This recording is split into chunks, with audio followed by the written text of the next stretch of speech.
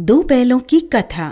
मनुष्य ना तो पशुओं को समझ पाए हैं और ना उनका आभार मानते हैं। वे गधे के भोलेपन का आदर नहीं करते और बैलों को तो अपने काम आने वाला साधारण प्राणी समझते हैं। परंतु झूरी उनसे अलग था। उसे अपने बैलों हीरा और मोती से बहुत प्रेम था। हीरा और मोती में अच्छी मित्रता थी। दोनों एक दूसरे की मन की बात समझ जाते थे। आज मैं हल्का बोझ उठाऊंगा। नहीं, मैं उठाऊंगा।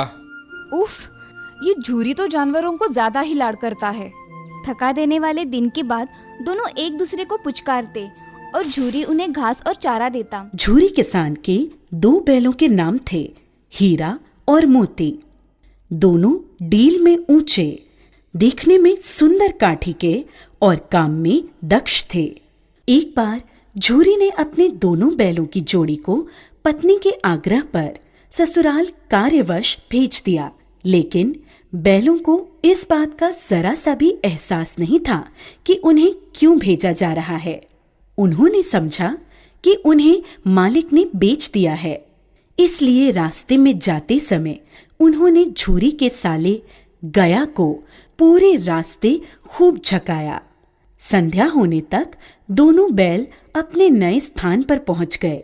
दिन भर चलने के कारण भूखे भी थे, इसलिए जब उन्हें नांद में लगाया गया तो बड़ी तेजी से खाने को उत्सुक हुए, लेकिन एक ने भी उसमें मुंह नहीं डाला। दिल भारी हो रहा था, क्योंकि आज तक जिसे उन्होंने घर समझा वह आज उनसे छूट गया था। यहाँ उनके लिए सब कुछ नया था। दोनों ने बिना कुछ खाए पिए ही एक दूसरे को कनखियों से देखा और अपनी मूक भाषा में सलाह की। जब रात में गांव में सब लोग सो गए तो दोनों ने जोर मारकर पगहे तोड़ डाले और घर की तरफ सटपट चल पड़े। प्रातःकाल जब झूरी सोकर उठा तो अपने दोनों बैलों हीरा और मोती को दरवाजे पर देखकर स्नेह से गदगद हो उठा।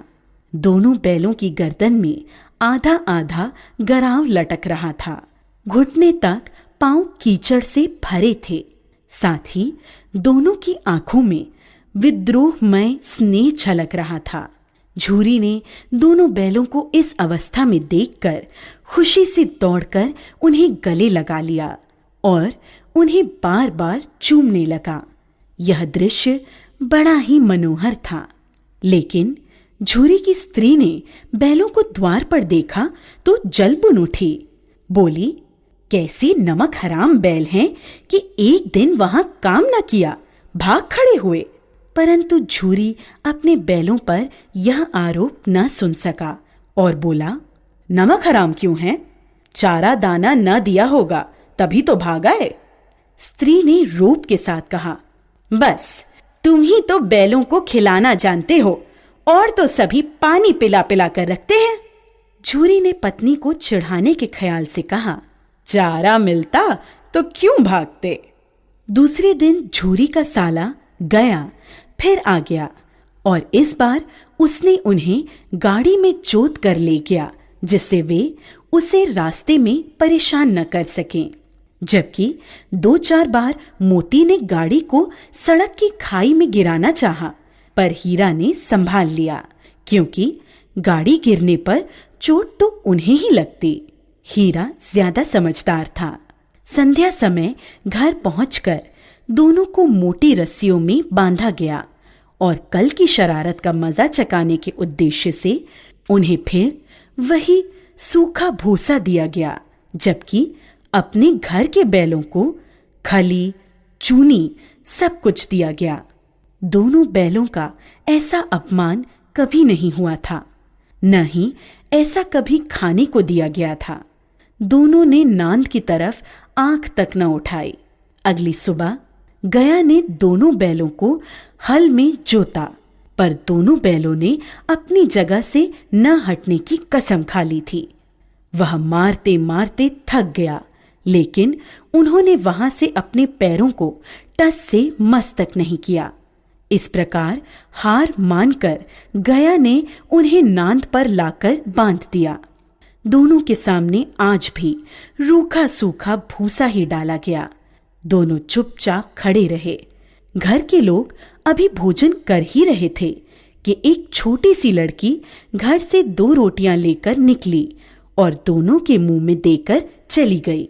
उस रोटी से उनकी भूख तो शांत होने वाली नहीं थी, लेकिन मानो दोनों के हृदय को एक अलग प्रकार की शांति मिली।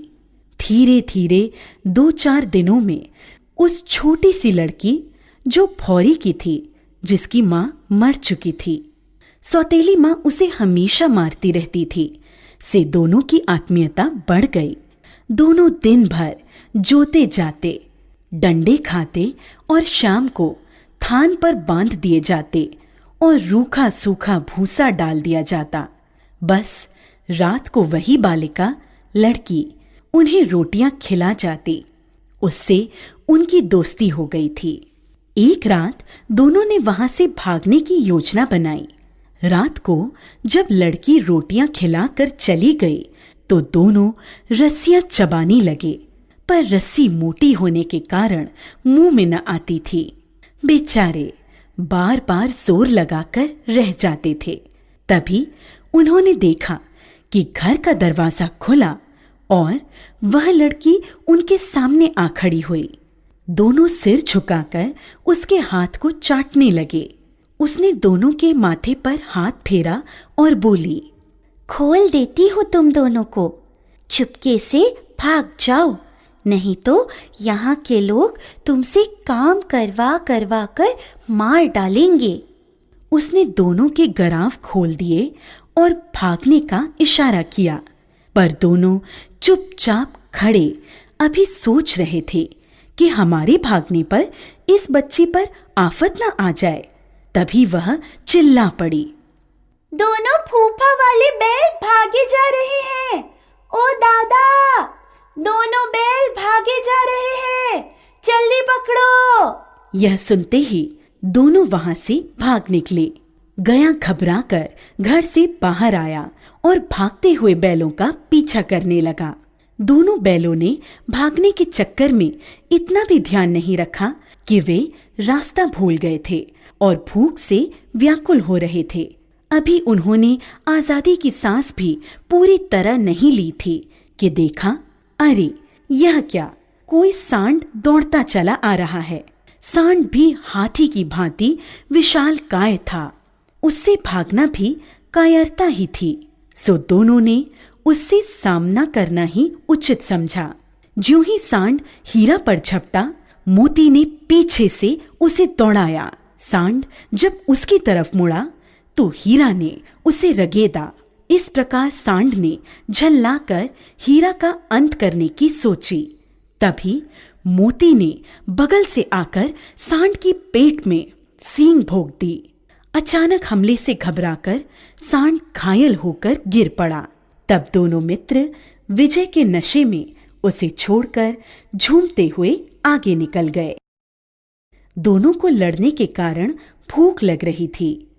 तभी उन्हें मटर का खेत सामने दिखा। मोती उसमें घुस गया। हीरा मना करता रहा, लेकिन उसने एक न सुनी। उन्होंने अभी 2-4 ग्रास खाए थे। तभी 2 आदमी लाठियां लिए दौड़ पड़े। दोनों मित्र दलदल में फंसने के कारण भाग न सके। उन आदमियों ने उन्हें पकड़कर काजी हाउस में बंद करवा दिया। जब वे काजी हाउस के अंदर पहुंचे तो देखा कि वहां कई भैंसें थीं, कई बकरियां, कई घोड़े, कई गधे, पर किसी के सामने चारा न था। सब जमीन पर मुर्दों की तरह पड़े थे। कई तो इतने कमजोर हो गए थे कि खड़े भी नहीं हो सकते थे। सारा दिन दोनों इस आस में टकटकी लगाए देखते रहे कि कोई चारा लेकर आएगा, लेकिन जब कोई नहीं आया तो हीरा के दिल में विद्रोह की ज्वाला दहक उठी। मोती से बोला, अब तो नहीं रहा जाता मोती, चलो यहां से भागने का कोई उपाय निकाला जाए। बाड़े की दीवार कच्ची थी।